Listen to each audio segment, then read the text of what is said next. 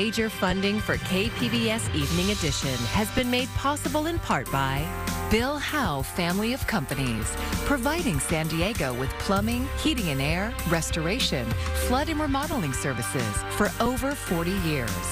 Call 1-800-BILL-HOWE or visit billhowe.com. And by the Conrad Prebys Foundation, Darlene Marcos Shiley, and by the following.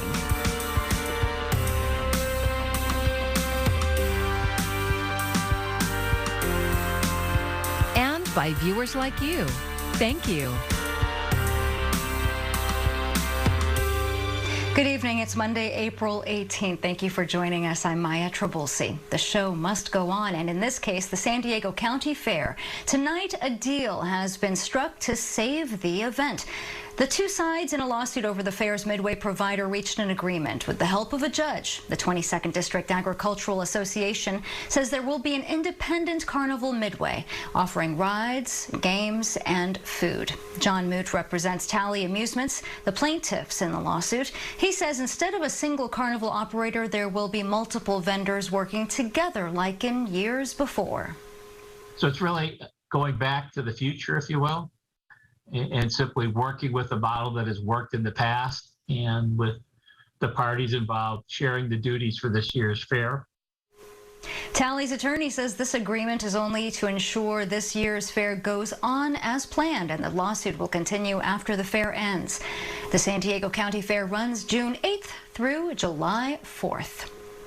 Today is the deadline to file your taxes or request an extension from the IRS. Filing can be confusing for most of us who aren't experts, but KPBS reporter Kitty Alvarado found a place where they help people navigate the process and file for free.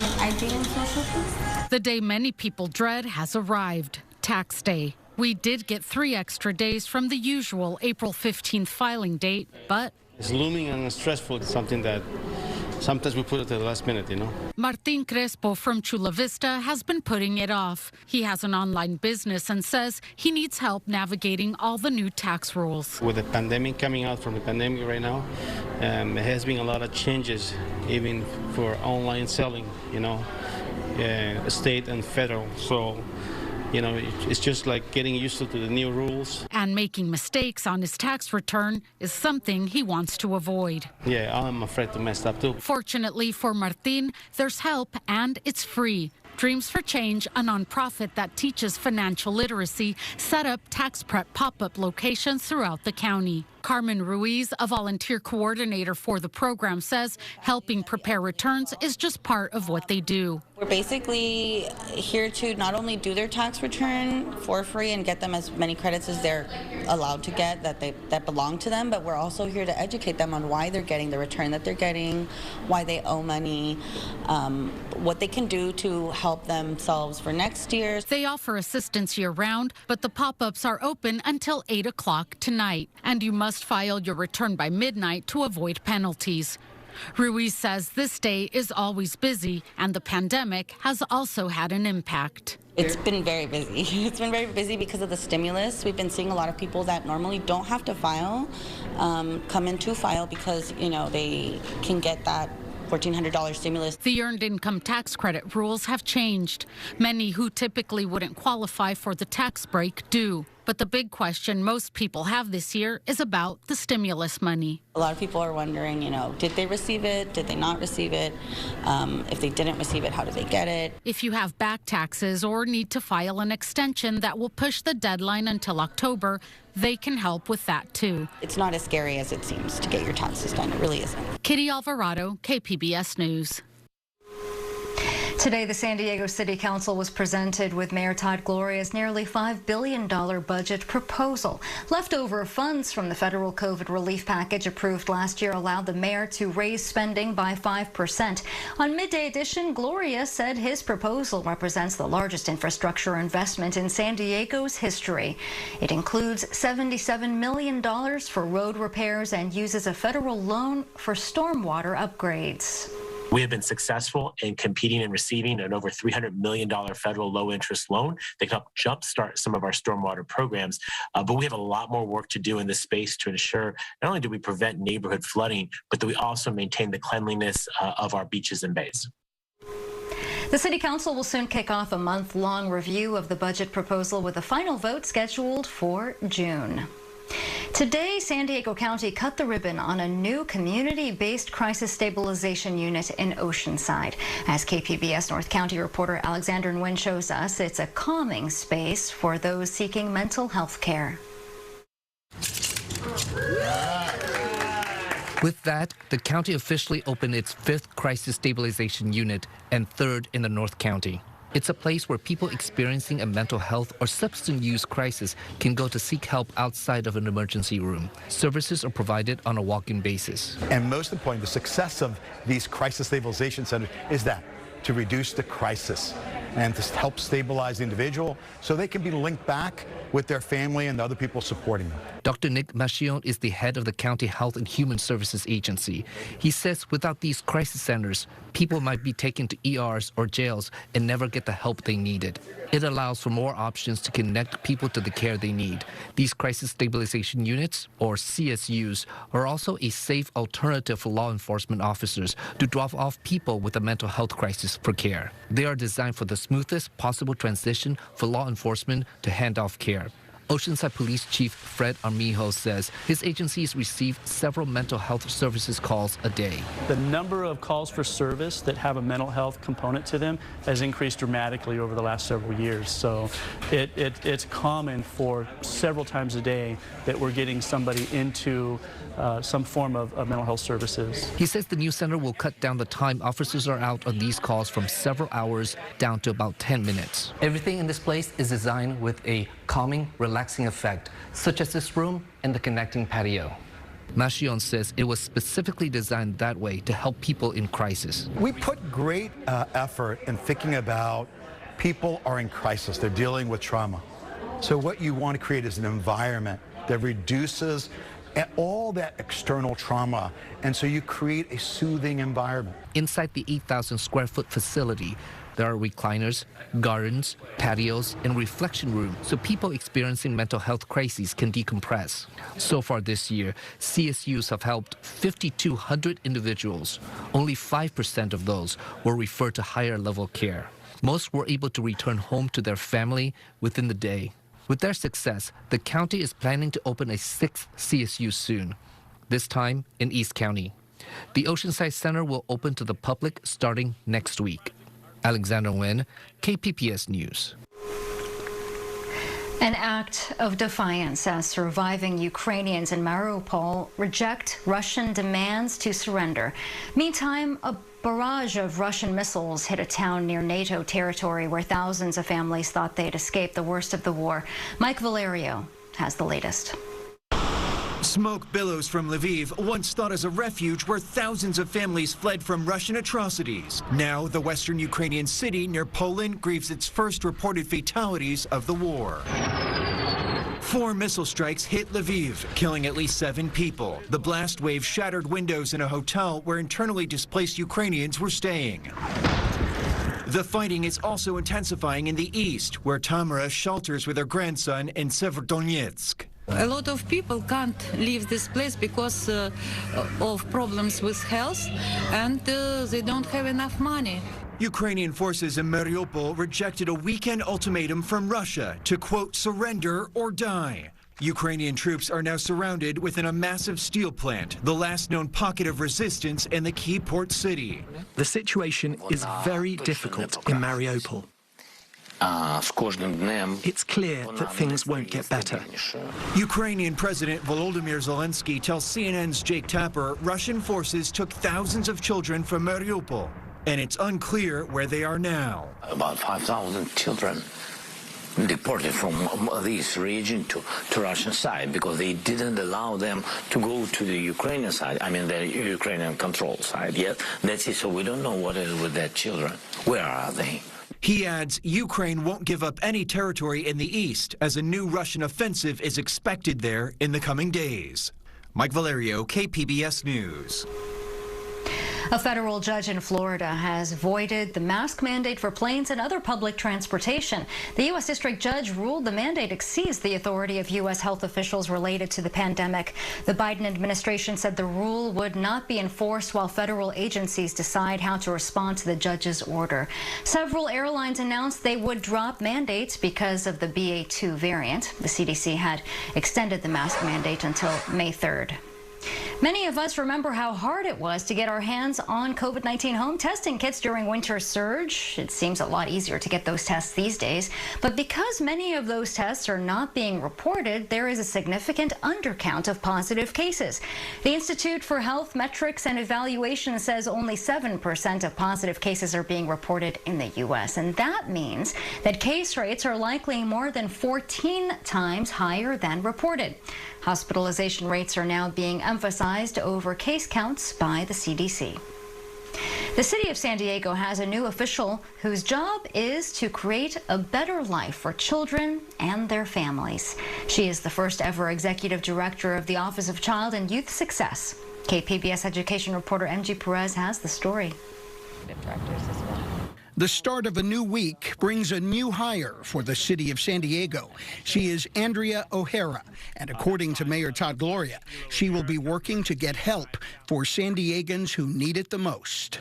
We know that we can build deeper and more impactful relationships that benefit the children of this community as well as their parents. O'Hara is the first executive director of the city's new Office of Child and Youth Success. She's been given a handful of staff members and a budget of $350,000. The office will primarily focus on students in pre-K through 12th grade and slightly older.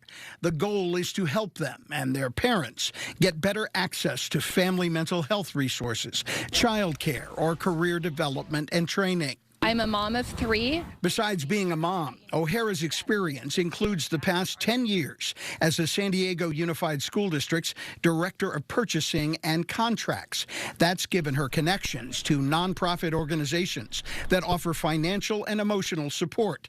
Her message to parents today is this: to get excited because their children are going to start to have opportunities that they didn't know were available to them. City departments like Parks and Recreation and Economic Development already offer after-school programs and career mentoring, but these departments don't always communicate with each other, leaving some of San Diego's most marginalized families caught in bureaucratic red tape. Right now, children are hurting, parents are hurting, and this is how the city of San Diego is going to focus in on helping families.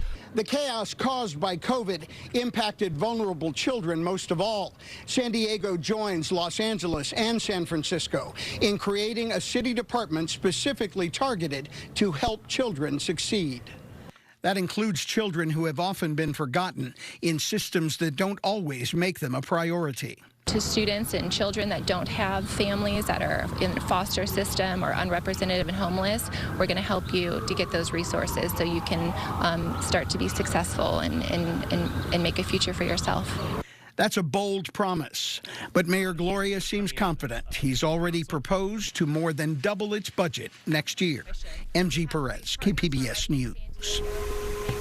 A new report is applauding San Diego's Affordable Homes Bonus program. According to the nonprofit Circulate San Diego, more than 6,400 homes have been created since the program began in 2016. And in 2020, 44% of all homes were in developments that used this program. Today, Mayor Glorias unveiled the construction of the Mid-City Affordable Project, a 100% affordable housing development for low and middle income seniors and families. They have additional money that's available to them to improve their quality of life, to afford transportation, to afford food, to afford childcare, health care, to save for a rainy day. The project has 192 units and is expected to be completed in July. Local leaders are asking that the California legislature give more relief to developers regarding building regulations if they continue to build more affordable housing units. A new SDGE Microgrid is now complete in Ramona. It's one of 4 planned microgrids built in partnership with CAL FIRE and the U.S. Forest Service. The zero-emission grid will help provide backup power for the Ramona Air Attack firefighting base to protect from year-round fire danger. SDGE microgrids will keep essential resources powered during public safety power shutoffs and other emergency situations. Natural gas prices have risen to their highest levels since 2008. Futures spiked 9% in recent trading and 16% last week. The gains leave natural gas up by a staggering 113% since the end of last year. And that spike comes just in time for a rare April snowstorm that's about to hit the Northeast. The cold weather will force millions of families to crank up the heat in the coming days and in turn drive up the demand for natural gas. Federal climate researchers say cooler ocean conditions helped keep global temperatures from hitting records in March, but the month was still the 5th warmest March on record. KPBS environment reporter Eric Anderson has the details. The National Oceanic and Atmospheric Administration found a persistent La Nina condition in the center of the Pacific Ocean, and that moderated March's average temperature. Temperature remained above average, and officials predict the average temperature for the year is still expected to be among the 10 warmest. NOAA climatologist Ahira Sanchez-Lugo says the ocean temperatures in the Pacific have a global impact. In comparison with other years where there's an El Nino, the temperatures during La Nina years tend to be slightly cooler. So that's what we're seeing right now. The federal agency is also recording a lot less sea ice in the northern Arctic regions. Unlike melting glaciers and land ice, sea ice doesn't affect ocean levels because the ice is already floating. But Sanchez-Lugo says the shrinking ice cap does affect temperature. What it does, it absorbs most, if not all, of the solar radiation. So now you have the ocean exposed, it's absorbing more solar radiation, and it's warming up. And then it takes longer to cool down. So that's why the sea ice is not recovering as fast as it used to. Federal officials say last month was the 46th consecutive March with a global temperature above last century's average. The 7 warmest Marches have happened since 2015. NOAA has been tracking global temperatures for 143 years. Eric Anderson, KPBS News. We sure can use it here in California. A spring storm brought several feet of snow to the Sierra Nevada, and more late-season snow and rain is in the forecast as well. Winter weather advisories will be in effect tomorrow in the northern Sierra Nevada and Lake Tahoe area. The National Weather Service advises travelers to expect snow and difficult conditions, including reduced visibility.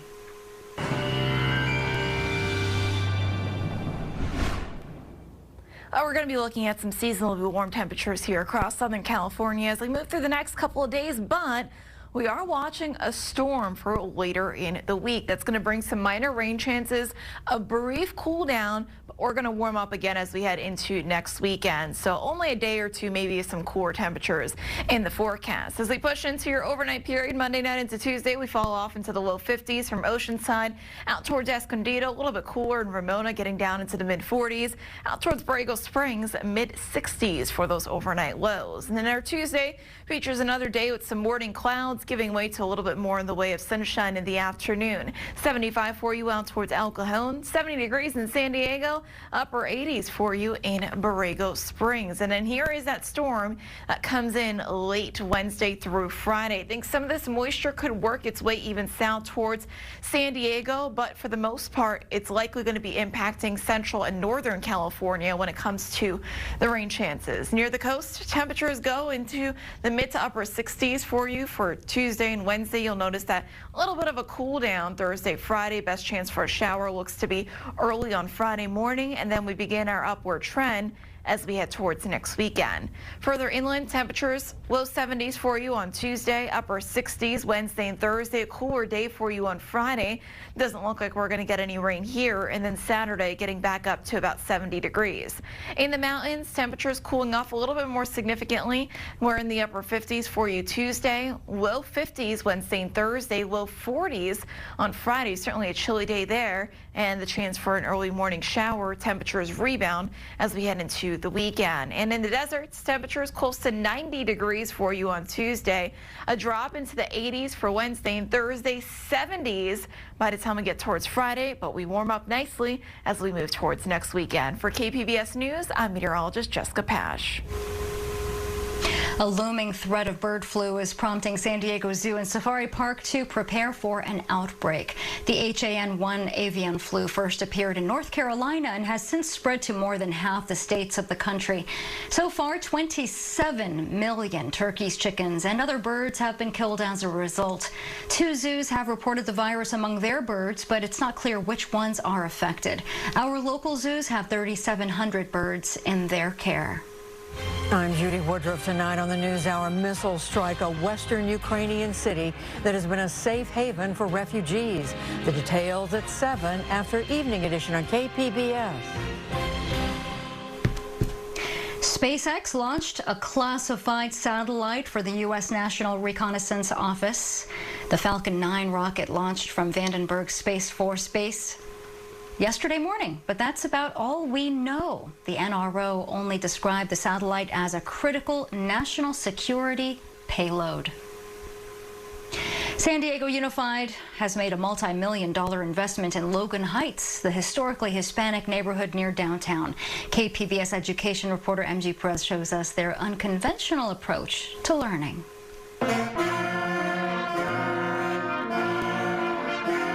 These are the sounds of music in the making. It's not perfect, but it's progress for 7th and 8th grade band members at the new Logan Memorial Educational Campus, better known by its acronym LMEC. LMEC is located in Logan Heights, and several of its budding band students come from the neighborhood's former Logan K-8 and Memorial Prep middle schools, which the state had designated in 2019 as 2 of the lowest performing schools in California. Now we can teach kids all the way from kindergarten all the way up to high school by the time the whole high school's finished. Serafin Paredes is the LMEC band instructor who taught music at Memorial Prep for 8 years. That school was closed to make way for the new educational complex that includes classrooms for children in preschool all the way through 12th grade. Paredes is just one part of the equation that equals a new curriculum, new resources, and new opportunities for students who have been underserved for decades. We're hoping to be able to have a mariachi program, a band, an orchestra, hopefully jazz, Latin jazz, something that reflects our community, something that reflects the background of our students. San Diego Unified invested $180 million in taxpayer-funded bond money to demolish the 2 former schools on the city block between Ocean View Boulevard and Logan Avenue and replace them with state-of-the-art structures, including the first-ever Logan Heights High School. 14-year-old Hector Robles will be part of the LMEC class of 2026. I feel excited to be a freshman, to be the first LMEC graduate of a high school, to be the first in this new high school they're building. The lower schools opened virtually last year. This is the first year students are on campus. The high school opens in August. Antonio Villar was the principal at the former Fulton K-8. Now his same position is called Designer of Learning at LMEC. He says there's something else very different about the learning here. As a system, we're really honoring what Maria Montessori showed us about what happens when children are developing and how to better make sure, how to better align our instruction to the particular student. LMEC teachers are using the Montessori method exclusively in the elementary schools, starting with the mixed preschool class of 3, 4, and 5-year-olds. Montessori education encourages student independence and creativity with more hands-on learning, and teachers are guides instead of lecturers. Adriana Charavin Lopez is one of the school's strategy and instruction support officers who helped implement the model. which until now has been used in elite private schools. So that's why it was important for us to really focus on using Montessori in Logan Heights, where we are working with children that tend to be marginalized in educational systems, but with that we really want to show that these students are just as capable as any other children to have that academic and social success. She says it will be at least a year before they have assessment data to see how they're doing on reaching that success. Amani Fulton is an 8th grader who is confident her school is on its way to greatness. Everybody's watching us because since we're so new, seeing is this gonna work out? And I'm like, yeah, it's gonna work out. Melanie Cray is the designer of learning for the new high school, which still has construction crews completing final details before opening in the fall. To a certain extent, I think we're a little bit of a question mark. I think the feeling among the community is they want to wait and see and make sure that we are really going to do what we say we're going to do.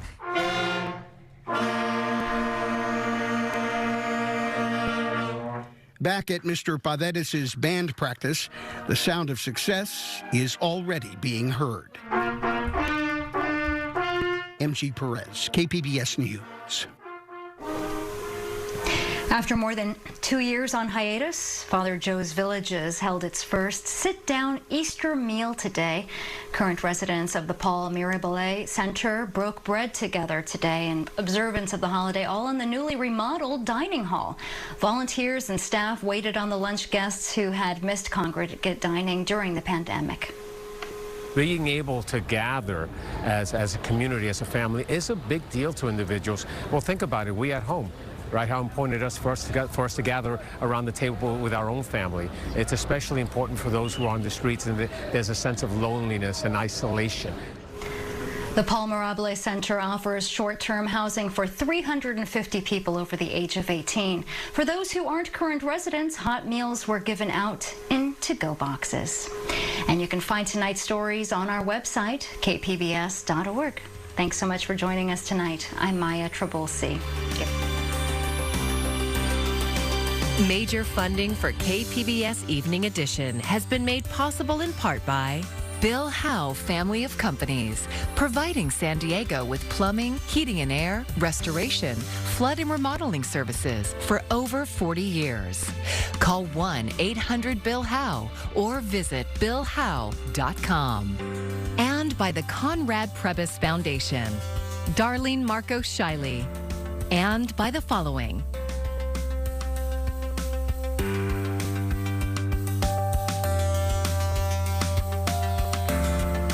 by viewers like you. Thank you.